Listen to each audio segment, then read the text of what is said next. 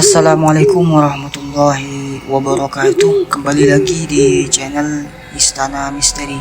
Untuk kisah yang akan saya bawakan kali ini yaitu sebuah kisah yang berjudul Kampung Tumbal. Dan sebelum kita lanjut ke ceritanya, tekan dulu tombol like video ini dan jangan lupa tekan juga tombol subscribe channel ini. Nyalakan juga lonceng notifikasinya agar tidak ketinggalan cerita-cerita baru dari channel ini. Dan buat teman-teman yang ingin membaca langsung ceritanya, nanti silakan saja kunjungi linknya yang nanti saya sertakan di kolom deskripsi. Dan seperti apa untuk kisah kali ini, langsung saja kita masuk ke ceritanya.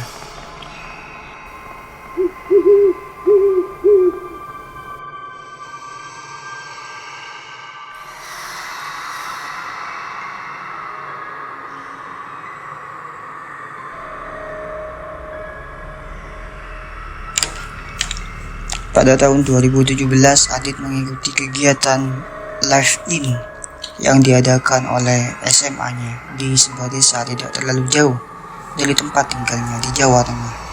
Kegiatan ini bertujuan untuk mengenalkan siswa kepada kehidupan di pedesaan dengan tinggal bersama keluarga asuh selama beberapa hari.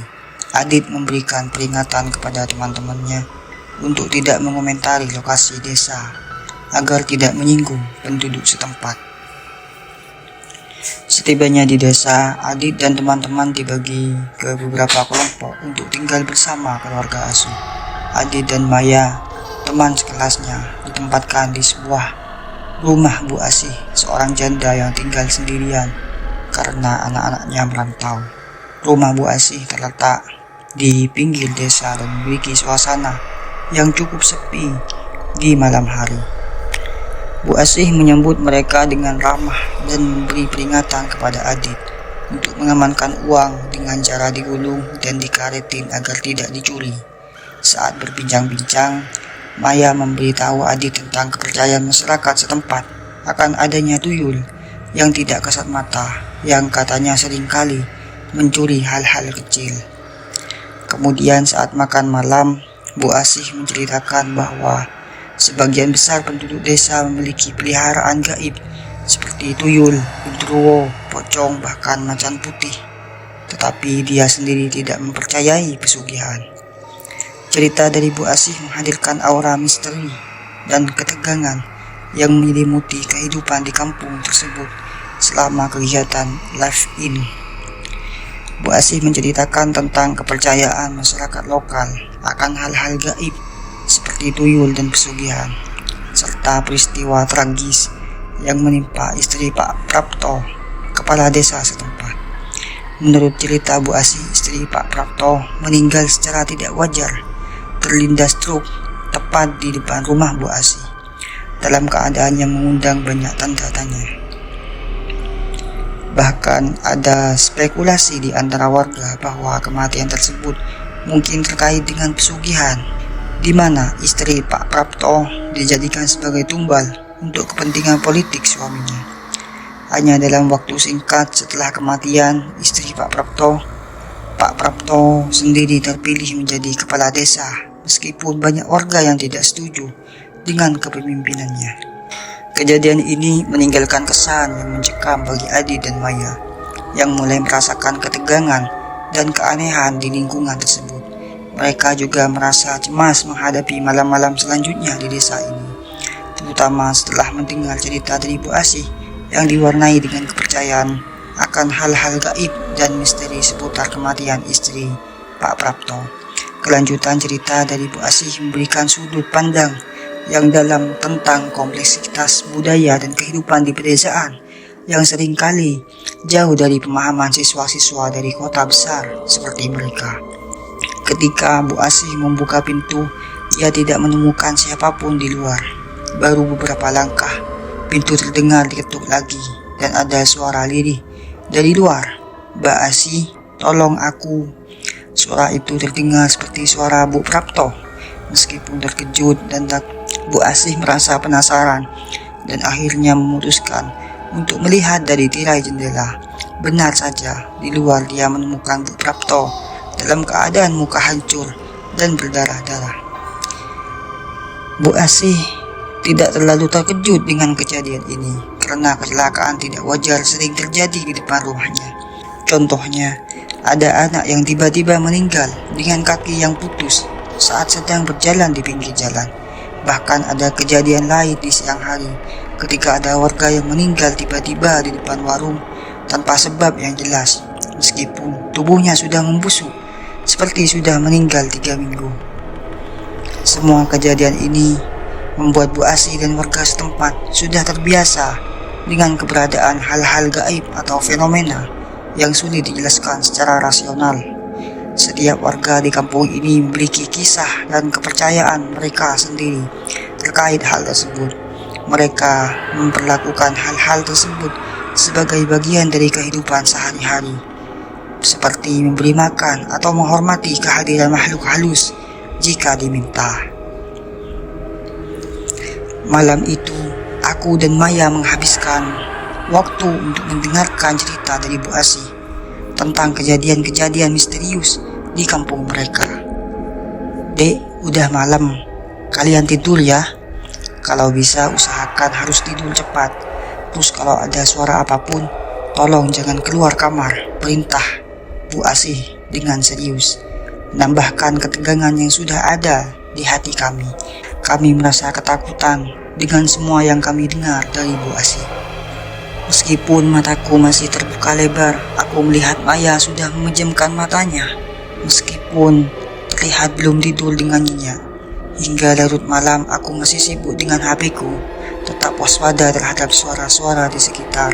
Suara seorang yang merintih kesakitan mulai terdengar. Awalnya pelan, tapi semakin lama semakin jelas, seolah-olah suara itu berasal dari depan kamarku. Bu Asih, ada apa? Ucapku lirih. Aku beranjak dari tempat tidur dan melangkah menuju pintu kamar, ingin memastikan apa yang sedang terjadi di luar. Namun tiba-tiba Maya menarik tanganku dan berkata dengan lirih, "Jangan." Hampir saja jantungku copot mendengar suara itu. Itu suara Bu Asih menangis, ucapku dengan pasti kepada Maya. "Aku rasa bukan, Dit," ucap Maya sambil menunjuk bibirnya dengan jari telunjuk. Namun, aku mengabaikan kata-kata Maya. Aku mendekati pintu dengan hati-hati, ingin memeriksa apa yang sebenarnya terjadi di luar. Aku melihat Maya memeluk gulingnya dengan erat, tampak ketakutan. Saat aku membuka pintu perlahan, suasana mencekam menyelimuti ruangan. Aku melihat sosok yang terluka parah di luar, wajahnya berlumuran darah. Kejadian itu benar-benar menegangkan. Aku tidak tahu apa yang harus kulakukan. Hanya ada ketakutan dan kebingungan di dalam diriku. Suara-suara aneh dan kejadian-kejadian misterius yang terjadi di kampung ini membuatku semakin yakin bahwa ada sesuatu yang tidak bisa dijelaskan dengan logika biasa. Setelah malam itu, kami berdua sulit tidur. Kami hanya duduk diam di tempat tidur, saling berpegangan tangan, mencoba meredakan ketakutan dan kecemasan yang masih menyelimuti kami. Pengalaman ini menjadi pembelajaran berharga bagi kami tentang kompleksitas dan keanehan kehidupan di pedesaan yang jauh dari apa yang bisa kami ketahui di kota besar. Adit dan Maya terus merasakan dampak dari kejadian tersebut yang membuat mereka tidak nyaman dan ketakutan. Suara-suara aneh dan kejadian misterius yang mereka alami di malam pertama, seperti suara merintih dan kehadiran sosok menyeram, menambah ketegangan mereka. Bahkan setelah kejadian itu, mereka sulit tidur dan terus merasakan adanya ancaman yang tidak mereka mengerti sepenuhnya. Ketika pagi tiba, mereka terlihat dalam kegiatan bersama warga desa. Ketika pagi tiba, mereka terlibat dalam kegiatan bersama warga desa, mencoba untuk menyegarkan pikiran mereka dari malam yang penuh dengan ketakutan. Meskipun Maya merasa ingin pulang karena ketidaknyamanannya, Adit mencoba untuk menenangkan dan menghiburnya, berusaha mempertahankan kekuatan mereka dalam menghadapi situasi yang tidak biasa ini. Pertemuan mereka dengan warga desa lainnya seperti Hilal yang juga mengalami pengalaman gaib menambah lapisan keanehan yang menyelimuti kampung tersebut. Semua ini menunjukkan betapa pentingnya untuk mereka berdua menjaga ketenangan dan beradaptasi dengan lingkungan yang berbeda ini, meskipun penuh dengan tantangan yang menguji keberanian dan keyakinan mereka. Tak lama setelah itu, mereka semua dikejutkan dengan kejadian lain, yaitu kelapa tua yang tiba-tiba jatuh dari atap kantor kepala desa. Kejadian ini sangat aneh, mengingat tidak ada pohon kelapa di sekitar kantor tersebut, sehingga menambahkan nuansa misteri dan ketegangan bagi mereka semua. Tatapan jijik dari Pak Prapto, kepala desa, terhadap Adit juga menambahkan ketidaknyamanan dalam cerita ini. Adit merasa bahwa ada sesuatu yang tidak beres dengan tatapan itu, mungkin merujuk pada perasaan takut atau ketegangan yang terus melanda mereka di desa ini. Kematian tiba-tiba Bapak Parmin, tukang kebun kantor kepala desa, juga menambahkan lapisan misteri dalam cerita. Adit dan teman-temannya terkejut karena Pak Parmin terlihat sehat-sehat saja saat mereka masih melihatnya di kantor. Kematian mendadak ini hanya menambahkan banyak pertanyaan tanpa jawaban yang pasti dalam benak mereka. Semua kejadian ini menunjukkan kompleksitas kehidupan di desa tersebut, di mana kepercayaan pada hal-hal gaib dan kejadian-kejadian misterius menjadi bagian tak terpisahkan dari kehidupan sehari-hari.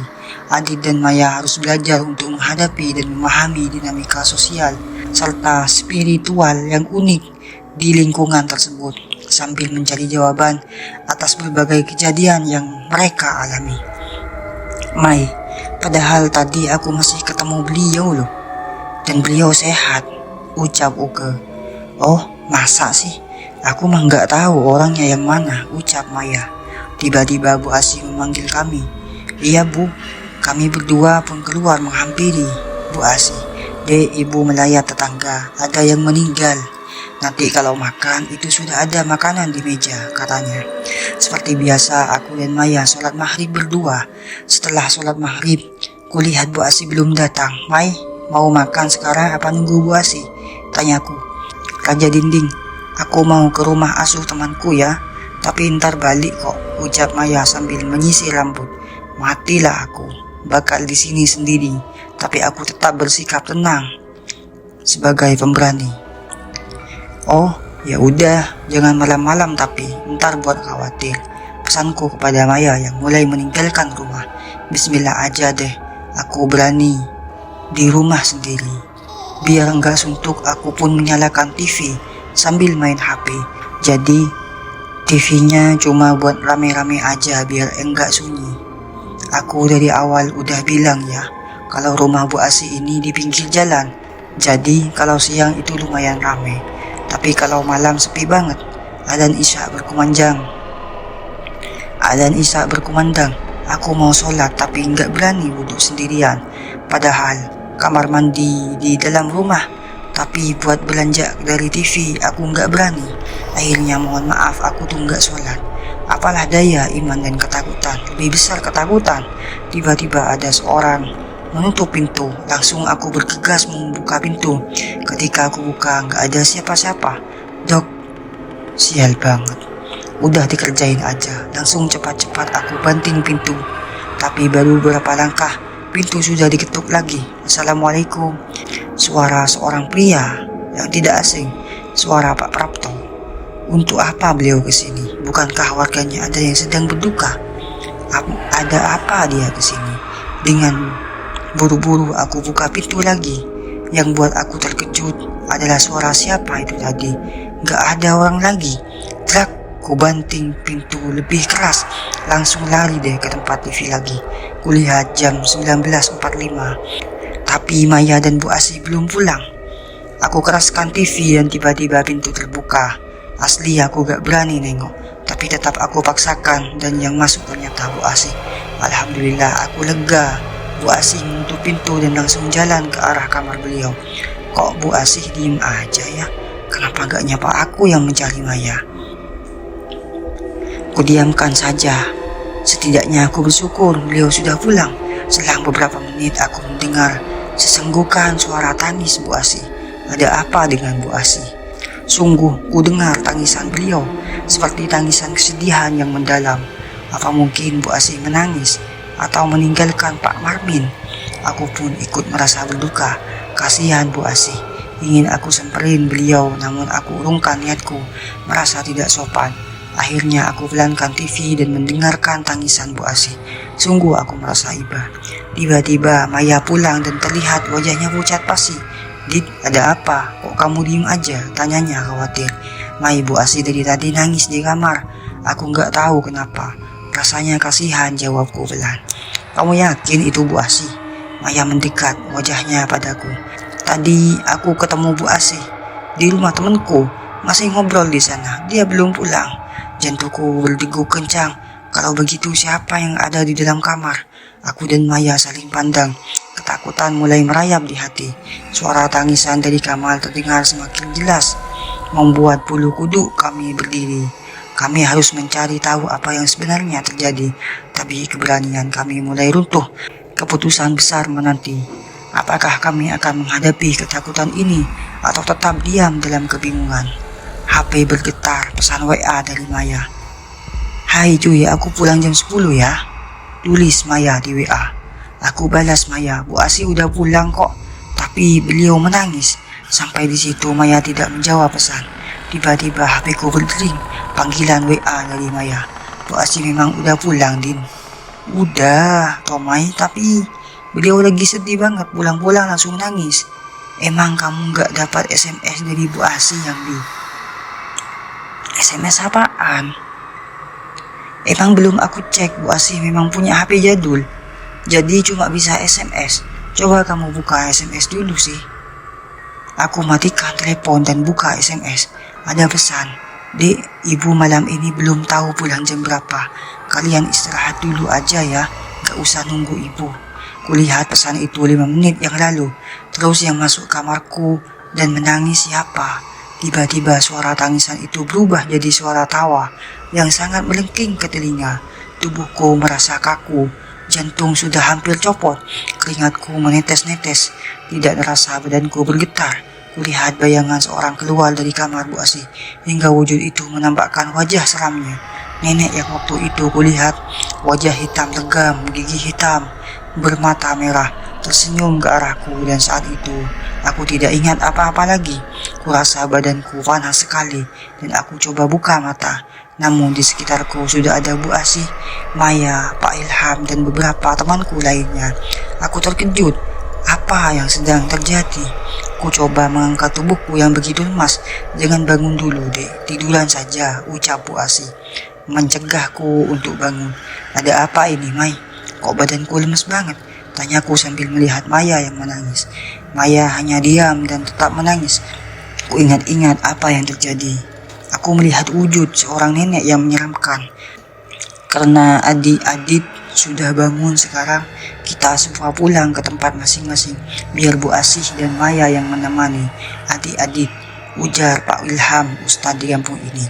Setelah semua pergi dan hanya tinggal kami bertiga, Bu Asih mulai bercerita dengan lembut. "Dek Adit, maaf ya, mungkin ibu belum cerita banyak tentang kampung ini. Kampung ini memang menyimpan banyak hal yang mungkin bagi kalian anak-anak kota terlihat aneh dan menakutkan." Aku yang masih lemas mencoba mendengarkan dengan seksama. "Apa maksud ibu?" tanyaku penasaran. Bu Asih menghela napas panjang. "Di kampung ini memang banyak yang masih melihara hal-hal yang tidak terlihat. Mungkin malam ini kamu berhadapan dengan salah satunya. Sebenarnya itu bukan maksud jahat. Hanya saja kata mereka suka mengganggu. Tapi Bu, itu serem banget. Kenapa harus ganggu kami?" tanya Maya dengan suara yang masih terdengar ketakutan. "Sebenarnya mereka hanya ingin diperhatikan. Kalau sudah masuk bulan tertentu, mereka semakin aktif.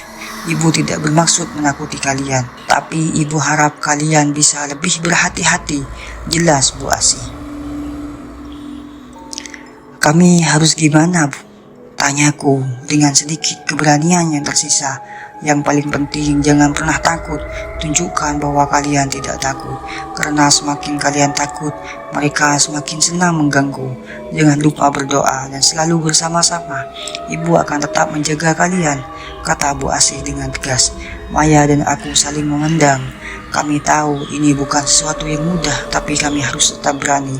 Malam itu setelah mendengar cerita Bu Asih, Kami berdua mencoba untuk tidur dengan tenang. Dalam hati aku berdoa semoga besok tidak ada lagi kejadian yang menyeramkan seperti ini. Pagi harinya kami bangun dengan perasaan yang lebih tenang. Meski masih ada rasa takut, tapi ada juga tekad untuk tetap kuat. Kami tahu selama ada Bu Asih dan doa kami, semua akan baik-baik saja. Hari-hari di kampung ini mungkin akan terus penuh misteri, tapi setidaknya kami siap menghadapinya bersama-sama. Pak, saya ikut teman-teman saja, tangis Maya sambil memegang tangan Pak Ilham. Sebaiknya kamu menemani Adit di sini ya. Ada Bu Asih juga, ucap lembut Pak Ilham sambil tersenyum menenangkan Maya. Ini baru 2 hari di sini, tapi sudah menyiksa. Aku telepon papaku aja biar dijemput. Tangis Maya semakin menjadi-jadi. Ku tarik tangan Maya yang memegang HP, akan segera menelpon papanya. Mai, kamu jangan egois. Maya malah menatapku tajam. Mai, kamu harus mikirin kita semua. Bu Asih, sekolah kita. Dengan tindakan kamu seperti itu, yang ada malah jadi kasus yang sangat merugikan untuk warga dan sekolah kita. Sedikit kesal aku kala itu kulihat Bu Asih meneteskan air mata. Memang cuma mereka yang dirugikan. Kalau aku mati jadi tumbal orang di sini gimana? Kata Maya semakin memanas. Mai, kamu mau mati konyol karena jadi tumbal? Dari awal aku di sini, aku udah yakin kampung ini penuh tumbal. Semua warganya saling menumbalkan keluarga atau saudaranya. Dan asal kamu tahu, anak Bu Asih itu bukannya merantau, tapi jadi tumbal, teriak Maya. Kulihat Bu Asih langsung menatap Maya dengan penuh kemarahan. Kamu jangan sok tahu dan asal bicara ya, kata Bu Asih. Suaranya bergetar menahan emosi. Api amarah membakar wajahnya Bu Asih. Api amarah membakar wajahku. Bu Asih, saya sudah tahu semuanya. Kedua anak ibu meninggal karena jadi tumbal bapaknya sendiri, dan suami ibu meninggal karena tidak bisa memberikan tumbal. Teriak. Aku tidak percaya dengan apa yang aku dengar barusan. Bu Asih menambah murka. Maya, tolong kamu pergi dari rumah ini dan jangan pernah tinggal di sini lagi. Saya tidak sudi mengasuh kamu. Bu Asih mendorong Maya keluar dari rumah. Pak Ilham menarik Bu Asih dan menenangkan beliau. Anak-anak yang lain membantu Maya berkemas untuk pergi dari Bu Asih. Maya menatap Bu Asih dengan jijik, seolah-olah tidak berdosa. Pasti sebenarnya yang punya kesugihan tumbal itu Bu Asih. Olok Maya, jangan terus fitnah aku. Jangan salahkan aku kalau ada apa-apa yang terjadi sama kamu. Ancaman Bu Asih membuat semua yang terjadi di hadapanku seperti mimpi. Kepalaku semakin pusing sekali. Aku pun tertidur malam itu tanpa tahu apa yang terjadi lagi. Keesokan harinya ketika aku bangun, kulihat Bu Asih tertidur dengan keadaan duduk di sebelahku. Bu Asih bangun. Dek Anin, Dek Adit sudah bangun, ucapku sambil menggoyang-goyangkan badannya. Kulihat Bu Asih terbangun dengan wajah yang tampak lelah dan menangis. Dek, maafin ibu ya, ujar Bu Asih sambil meneteskan air mata. Maaf kenapa Bu? Tanyaku sambil mengusap bahunya untuk menenangkannya. Masalah kejadian semalam. Tangis beliau semakin mendalam. Saya enggak apa-apa kok Bu, ucapku mencoba menenangkan. Melihat Bu Asih seperti itu, hatiku terasa sedih. Dek, sebenarnya apa yang dikatakan Maya itu benar, ucap Bu Asih sambil menatapku. Benar gimana maksudnya Bu? Batinku penuh pertanyaan. Anak-anak saya sebenarnya bukan merantau, tapi mereka sudah meninggal, dijadikan tumbal oleh suami saya. Jantungku semakin berdegup kencang. Sumpah ngeri juga, takut dong aku. Saking takutnya aku sadar mundur ke tembok. Bu Asih berdiri dan menghapus air matanya, kemudian tersenyum. Tenang, kamu anak baik kok. Ibu gak bakal nyakitin kamu. Yang penting kamu gak macam-macam sama ibu. Wajah Bu Asih berubah sedikit menyeramkan lagi. Dadaku terasa sesak, ingin nangis rasanya. Bu Asih kembali tersenyum khas seperti biasanya. Kamu mandi sana, Dek. Sambil berjalan meninggalkanku, nafasku kembali terasa lega. Apa yang sebenarnya terjadi sama Bu Asih? Jam 9 pagi, Kamis. Semua dikumpulkan untuk update acara yang dilakukan selanjutnya. Aku mencari-cari Maya, tapi tidak ketemu. Ketika aku bertemu Ines, anak IPA yang sekelas dengan Maya, aku bertanya, "Ines, Maya di mana?" Din, udah sembuh. Kamu gak tahu ya, Maya kemarin kesurupan dan demam jadi dibawa pulang ke rumah," jawab Ines sambil tersenyum. Ini seriusan, tanyaku tidak percaya. Ines mengangguk dan berpamitan denganku untuk kembali ke barisan. Aku hampir jatuh karena terkejut dengan apa yang terjadi. Apakah sebenarnya Bu Asih orang jahat?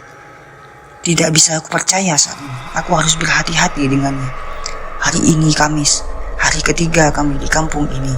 Begitu banyak pertanyaan yang ditujukan kepadaku oleh teman-teman. Namun kali ini aku tidak mau banyak bicara. Aku malas untuk bercerita, atau lebih tepatnya aku takut sama Bu Asih. Kalau dia tahu aku cerita-cerita terus, dia marah gimana?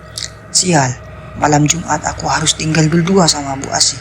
Yang baru kuketahui ternyata dia lebih menakutkan daripada Pak Prapto. Malam ini aku putuskan untuk menginap di rumah Mutia dan Lutfi karena di sana enak, adem, ada wifi. Setelah kegiatan aku berjalan bersama Mutia dan Lutfi. Mereka bercanda-canda, tapi aku hanya diam. Entah kenapa aku merasa nggak nyaman dan tetap takut kalau aku korban tumbal Bu Asih. Aku takut Maya kenapa-napa. Kulihat jam sudah menunjukkan jam 5 sore. Kami sampai di rumah Mutia. Aku bergegas mandi dan memakai baju seadanya milik Lutfi karena baju kami seukuran. Oh iya, rumah Bu Asih dan rumah Mutia ini agak jauh ya. Bu Asih memang tinggal di pinggir kampung, sementara rumah Mutia berada di tengah kampung. Kalau dari rumah Bu Asih ke kampung, kami harus melewati kebun-kebun yang lumayan rimbun dan seram. Tidak ada penerangan sama sekali. Azan maghrib telah tiba. Aku, Mutia dan Lutfi menunaikan sholat maghrib berjamaah di kamar. HP-ku berbunyi beberapa kali, menandakan ada panggilan telepon. Tapi tidak kuhiraukan. Aku melanjutkan membaca Al-Quran sambil menunggu azan Isya. Tidak terasa 2 juz setelah aku baca hingga azan Isya berkumandang. Aku melanjutkan sholat Isya dan kembali tadarus untuk menyelesaikan 3 juz. Kira-kira jam 19.30 aku telah selesai. Kulihat HP, ada beberapa panggilan dari Bu Asih dan teman-teman yang berada satu kampung bersama kami. "Di mana, Dek? Ibu khawatir," bunyi pesan dari Bu Asih. Aku tidak menjawab, merasa terlalu lelah dan marah untuk membalas. Aku memutuskan untuk tidur karena benar-benar lelah sekali. Aku sama sekali tidak memikirkan Bu Asih. Baru aku pejamkan mata, Mutia membangunkanku, memberitahu bahwa Bu Asih, Pak Ilham beserta 2 guru mencariku sampai ke sini. Aku menangis dan tidak mau kembali ke rumah itu. Aku takut. Tapi Bu Asih memelukku dengan wajah sedih seperti seorang ibu yang kehilangan anaknya. Aku makin jijik melihat wajah dia. Toh dia yang mengorbankan kedua anaknya. Dia terus memohon dan menangis agar aku pulang. Entah kenapa malam itu aku luluh dan mau pulang ke rumah Bu Asih. Walaupun perasaan takut itu masih menghantuiku. Sesampainya di rumah, Bu Asih sudah menyediakan makanan. Aku pun makan malam berdua dengan Bu Asih. Meski aku sudah mau kembali, rasa takut itu masih menghantuiku. "Dek, nanti tidurnya ibu temenin ya, biar kamu gak takut," Bu Asih membuka percakapan. Aku membalasnya hanya dengan senyuman. Seperti biasa, Bu Asih membereskan semuanya. Aku langsung masuk kamar karena benar-benar capek dan badanku sakit semua. Tidak terasa aku sudah tidur pulas. Dalam mimpiku aku bertemu nenek menyeramkan itu lagi. Dia tertawa-tawa melihat wajahku. Badanku berkeringat dan aku berusaha lari. Namun dia ada di mana-mana. Suara tertawanya yang khas membuat telingaku ingin pecah. Aku pun berteriak dengan terbangun dan Bu Asih sudah ada di sampingku memelukku. Badanku panas dan berkeringat banyak. Siapa yang berani mengirimkan itu ke sini? Awas aja kalau gue tahu. Bu Asih marah-marah. Aku salah menilai Bu Asih. Ternyata beliau benar-benar mengkhawatirkanku. Bu Asih mengoples keningku dan menemani malamku hingga pagi. Saat subuh aku terbangun dan badanku sudah enakan. Aku mengambil air wudhu dan sholat subuh. Hari ini adalah hari terakhir kami di sini. Tidak ada kegiatan. Hari terakhir ini aku habiskan dengan menonton TV dan bermain HP. Tiba-tiba aku dapat pesan dari Maya. Malam ini puncaknya pertunjukan. Awas Bu Asih mengawasimu terus. Kamu harus berhati-hati, tulis Maya. Kamu ngomong apa sih, Mai? Aku nggak ngerti deh, balasku. Kutunggu hingga setengah jam, tapi Maya tidak membalas. Bu Asih di warung depan dengan berjualan. Tiba-tiba aku mendengar ada orang meminta tolong. Aku pun berlari keluar. Betapa terkejutnya, ada seorang perempuan terjatuh dari motor di depan rumah Bu Asih. Badannya hancur. Aku tidak mengenali orang tersebut, namunnya aku tahu dia adalah Mbak Tuti. Aku ingin muntah dan pingsan kala itu karena melihat kecelakaan tragis seperti itu. Bu Asih mengajakku masuk ke rumah. Mbak Tuti itu siapa? Tanyaku. Itu sekretarisnya Kades, Pak Prapto. Kemarin istrinya. Terus Joko pegawai kantor desa. Pak Parmin, tukang kebun kantor Kades. Sekarang Mbak Tuti sekretaris. Dia memang kejam sih, Pak Prapto, jawab Bu Asih. Aku diajak mendengarkan cerita Bu Asih. Dari tadi aku di warung, gak dengar ada suara tabrakan. Tapi kok aneh sih, Mbak Tuti itu bisa hancur badannya, ucap Bu Asih. Aku mual mengingatnya. Sekarang ini kamu yang diincar sama Pak Prapto, Dik. Aku yakin itu. Beberapa kali kiriman dia menyerangku, ucap Bu Asih sambil menatapku tajam. Lemas langsung badanku. Apa salahku sampai mau dijadikan tumbal? Sumpah aku benci banget sama Pak Prapto. Pengen aku bunuh duluan dia. Terus saya harus gimana, Bu? Saya takut. Kataku terang saja, nanti kamu saya bantu, jawab Bu Asih penuh percaya diri. Aku jadi merasa bersalah dengan kebencian dan tuduhan buruk terhadap Bu Asih. Ternyata beliau tulus banget. Sore itu, Bu Asih menyiapkan sesajen. Ada di meja makan dan ada darah ayam. Dek, ibu harus minta darahmu buat mengusir peliharaan Pak Prapto, ucap Bu Asih. Terus caranya gimana, Bu? Tanyaku. Sedikit saja pakai pisau ya. Yang penting darah kamu keluar, ucap Bu Asih. Aku pun mengikuti perintah Bu Asih. Bu Asih menyalakan dupa dan minyak. Aku harus duduk di meja itu di depan sesajen. Di depanku menyala minyak dan darahku serta darah ayam. Hai Dek, ibu mau melayat ke rumah Mbak Tuti. Adik di rumah dulu ya, pamit Bu Asih. Tapi Bu, saya takut, aku benar-benar takut, jawabku dengan suara gemetar. Kamu aman kok, kamu harus duduk di sini terus. Kamu aman kok, kamu harus duduk di sini terus sampai ibu pulang. Jangan kemana-mana ya Dek. Jangan pernah tinggalkan sesajen ini kalau kamu masih mau hidup, ucap Bu Asih dengan tegas. Tapi kalau saya mau sholat maghrib gimana Bu? Tanyaku bingung. Kamu pengen mati, bentak Bu Asih sambil melotot. Aku cuma menggeleng dan menangis. Nurut ya Dek ya, lanjut Bu Asih sambil mengelus kepalaku dan tersenyum. Adzan maghrib berkumandang, tiba-tiba terdengar suara pintu diketuk. Aku tidak berani beranjak. Bu Asih berpesan untuk tidak membuka pintu jika ada yang bertamu. Pokoknya aku tidak boleh kemana-mana, hanya boleh duduk di sini. Tiba-tiba angin kencang membuka pintu rumah. Seseorang masuk ke dalam rumah. Betapa terkejutnya aku. Tanganku bergetar begitu berat. Tanganku bergetar begitu hebat. Aku tidak bisa bergerak. Nenek tua memasuki rumah Bu Asih dengan kekeh tawanya yang membuatku bulu kuduku merinding. Tubuhku kaku, tidak bisa bergerak sama sekali. Nenek itu semakin mendekat ke arahku. Aku berusaha berteriak namun tidak bisa. Jantungku berdegup kencang, badanku memanas. Jangan takut ya cucu, kata nenek itu sambil mendekat dan mengusap rambutku. Tubuhku bergetar hebat, kulirik ke arahnya. Sungguh menyeramkan wajahnya. Tiba-tiba dia mencekikku hingga aku sulit bernapas. Aku berusaha melepaskan cengkramannya. Cengkraman itu sampai menyandung sesajen di meja. Cengkraman nenek itu benar-benar kuat sampai aku benar-benar tidak bisa bernafas. Ku tendang nenek itu sampai cengkraman itu terlepas dan dia terjatuh. Aku terbatuk-batuk dan berusaha lari. Nenek itu berubah wujud menjadi sosok berbulu tinggi, berwarna merah dan bertaring. Kukunya hitam dan sangat panjang. Digenggamnya kakiku dengan kuat sekali hingga aku jatuh, terduduk di lantai. Aku berusaha berteriak tapi tidak terdengar. Lalu makhluk itu mencekik kembali hingga terdengar teriakan, "Cukup, berhenti!" Seseorang datang ke dalam rumah. Betapa terkejutnya aku. Orang tersebut adalah Pak Prapto. Apa benar ini ulah Pak Prapto? Aku menangis kencang. Makhluk tadi melempar Pak Prapto sampai ke tembok. Pak Ilham, ustadz di kampung ini, datang pula. Mereka berdua memanjatkan doa-doa, tapi makhluk ini malah semakin parah. Aku berusaha berdiri, namun makhluk itu mencakar kakiku hingga aku jatuh terkapar. Di kakiku masih ada bekas luka yang sampai sekarang menjadi keloid. Tubuhku lemas. Kulihat makhluk itu menyerang Pak Ilham dan Pak Prapto. Tubuhku lemas sekali. Selang beberapa menit, datanglah beberapa orang termasuk Maya dan guru agama sekolah kami. Ada beberapa orang lagi.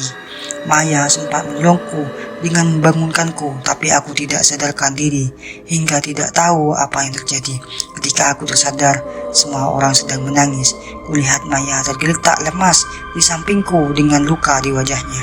Kala itu aku hanya terdiam karena lemas dan tidak bisa berkata-kata. Kakiku perih, leherku kaku sekali. Orang-orang di sekelilingku membaca Yasin. Kulihat Maya bergerak-gerak dan berteriak. Aku kaget melihat yang tadi lemas jadi bangun. Aku merasa sangat takut. Akhirnya aku dituntun untuk keluar dari ruangan itu.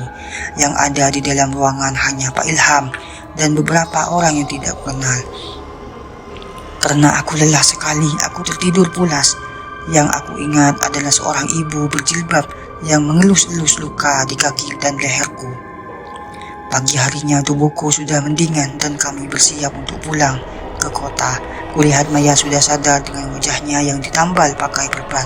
Sebelum pulang, aku dan Maya diajak berkumpul di kantor kades. Di kantor desa.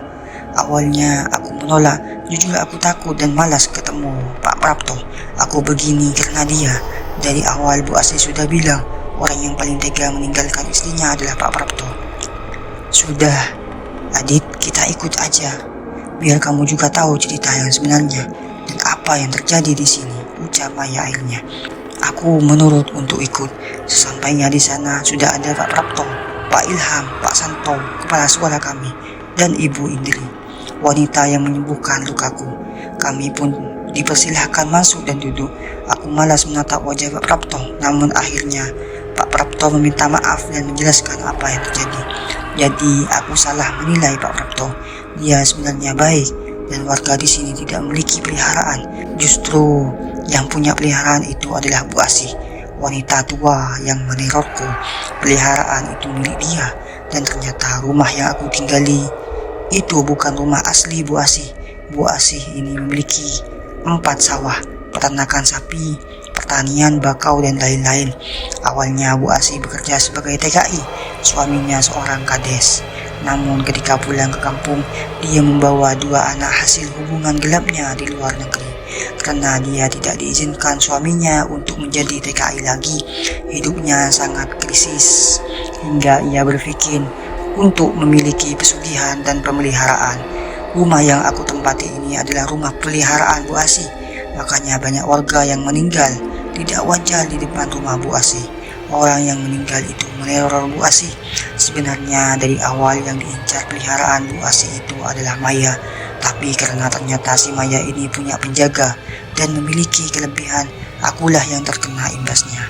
Maya geger ingin pulang karena dia tahu bakal jadi korban tumbal Bu Asih. Sekarang Bu Asih sedang buron alias dalam pencarian warga.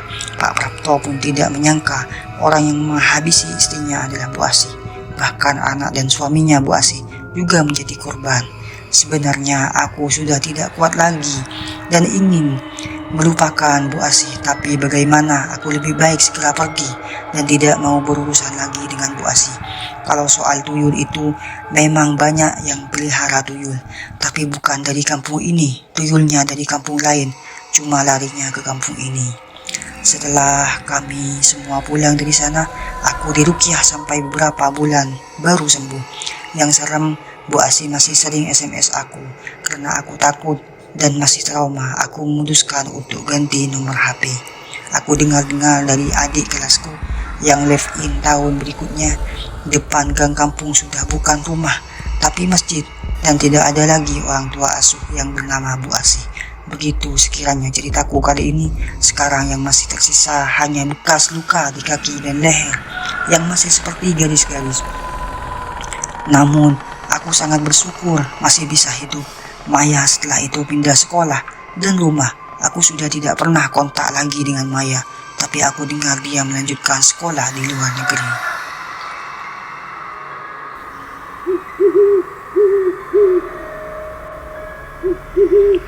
Oke teman-teman, sekian untuk kisah kali ini. Bagaimana menurut kalian tentang kisah kali ini? Tulis di kolom komentar. Dan buat teman-teman yang baru gabung, jangan lupa untuk like, komen, share, serta subscribe channel ini. Dan nantikan kisah-kisah horor berikutnya tetap di channel Istana Misteri. Wassalamualaikum warahmatullahi wabarakatuh.